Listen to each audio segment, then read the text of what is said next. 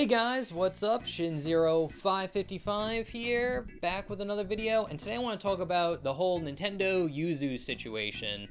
You guys probably know the story's been going around like wildfire, but Nintendo is suing the emulator Yuzu, that is the Switch emulator if you don't know, and they're just suing them. I don't know if they hit them with a DMCA yet, or they're just doing a lawsuit against them, and I just want to talk about it. Now, I will preface this video, I am no lawyer, I did not go to law school, I'm no Matt Murdock, so I can't say legally what's gonna happen. I don't know if they have a leg to stand on, I don't know if, whatever the legal perspective, I can't give you any help on. But I do want to talk about this from like a gamer's perspective, and, just how stupid it is. So, even before the lawsuit, there's been some weird stuff happening with emulators just recently, just as a whole. The first thing, CD-Romance, that website actually got hit with, I think, a DMCA or something. I don't think it was bought like from Nintendo, but something happened with that website, and they had to like redo the way they uploaded their files to it. So you had to go through like their Discord for like a week and like get some keys, do some stuff. It looks like the site's up and running again the way it normally is, but I just find it suspicious that like that happened right before Nintendo openly came out with this lawsuit against Yuzu. And I find it especially weird, and I don't know if it's related because CD-Romance does not have Switch ROM files or anything like that on there, or game files or anything, but they do have like GameCube and DS and other types of games, Game Boy Advance, but so again, Nintendo might be going after them too. Emulation Station, that app, that got taken off the Amazon Play Store recently, and it's not being able to be put on the Google Play Store, which I find is weird, and maybe they're not doing it because, like, Nintendo's saying, like, hey, we're suing emulators now, we're going after emulation, don't put this stuff up. So, again, I don't know if any of this is related, I'm just speculating, but it is weird that all of this stuff is happening very close to one another, so it might be related. So there's that, but I want to talk about this situation from like a gamer's perspective. I am a big gamer. I've been playing games my entire life, and I like Nintendo. I love Nintendo systems. I've had a Game Boy Color. I've owned a GameCube, Game Boy Advance, SP, DS, 3DS, and several of those. I've bought like different models of like the DS and the GBAs and things like that. I've had GameCube, a Wii, a Switch. I like Nintendo products. Nintendo products are awesome. I love playing a Mario game. I love, Star Fox, Metroid, the Zelda, like a huge Zelda fan. So again, it's like, I like Nintendo, but if Nintendo is going after emulation like this, and simply, it's just a bad look for Nintendo. Mainly just because it's just greedy. It's like you are literally attacking people over pennies. And I know Nintendo probably doesn't see this way because like they're probably worried about piracy, people playing illegal versions of games. But honestly, I don't see that being that big of an issue. I know piracy is bad and companies lose money through piracy, but they don't lose a lot of money through piracy, and here's the reason why, is because, like, I'm a huge gamer, I use emulators, I do emulation, but most of my friends who are gamers don't.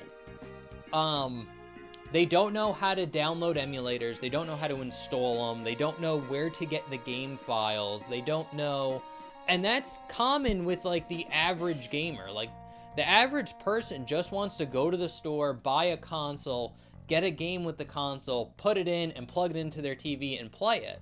People don't want to go on their computers, download ROM files, download emulators, look into like different patches to maybe make the game play better.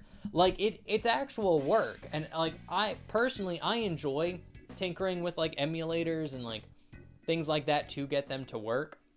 One reason is, like, I've actually really been getting into Yuzu because on my Odin 2, Yuzu has been, they've been working on it, updated it. So now on my Odin 2, it can play pretty damn good Switch emulation, but it's not perfect. Some games crash, like, there's a game I was trying called Samurai Maiden, where the game would load up, you'd be able to watch the first cutscenes, but it would crash every single time you did an attack.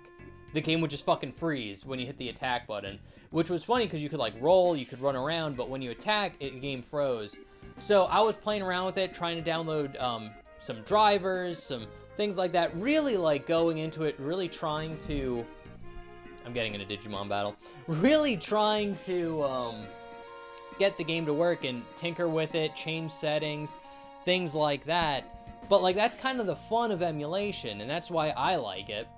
But again, the average person would not go to that length to play that game. And the same thing goes with, like, pirating, too. Like, if you try to pirate a game, like, you have to download the game off the internet. People don't know how to do that. Again, set it up with the emulators. And again, if it's super new, the emulator probably is not going to work with it because it's so new. And especially for, like, Switch, that seems to be the case. But, yeah, so again, I don't see piracy being that big of an issue. It's like, yeah, you might be losing, like, maybe, like, 1,000, 2,000, like, small numbers compared to the millions of units sold you have, Nintendo. And I know Nintendo's mad that, like, Tears of the Kingdom got leaked beforehand. I think it got leaked, like, a week before the game was supposed to release. People were already playing it, playing, like, a pirated version of it. But I guarantee you those people playing, like, the pirated version are also buying a copy of the or like their copy. They just wanted to play the games early. And it's like, I know this because I had a friend who was, like, super big in emulation way before emulation was, like, easy. I remember he was a big Pokemon fan, and he had a Nintendo DS with an R4 card, and he got, like, the Japanese ROM of, like, some Pokemon game that was out for it. I'm not a fan, so I don't know which one. He got it so he could play the game early, and then when the game came out in the US, I think, like, a month or two later, he got both copies of both versions of the game. So again, a lot of times people just download a game just to play it early, but it doesn't prevent them from going out and actually buying a copy of the game later. And again, as someone who uses emulators myself, I have no problem paying for games and then going out and then buying them just to have, like, a physical copy or just to say I bought it. So again, I think Nintendo going after emulation like this, it's gonna be bad. It's gonna be bad for them because again, I don't think this lawsuit's gonna go anywhere, like, have any real serious, like, implications towards, like, emulation.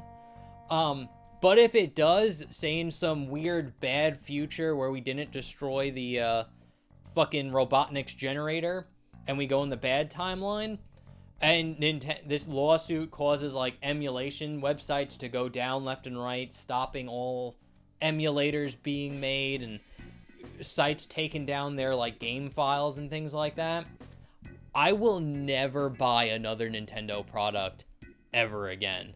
If, like, Nintendo causes, like, the death of emulation with this lawsuit, I would be way more upset with Nintendo, and I will never buy another Nintendo system.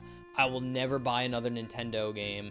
I will never... And, like, Nintendo, I'm your core audience. I work a full-time job, I have money, and I have no problem spending money buying your products.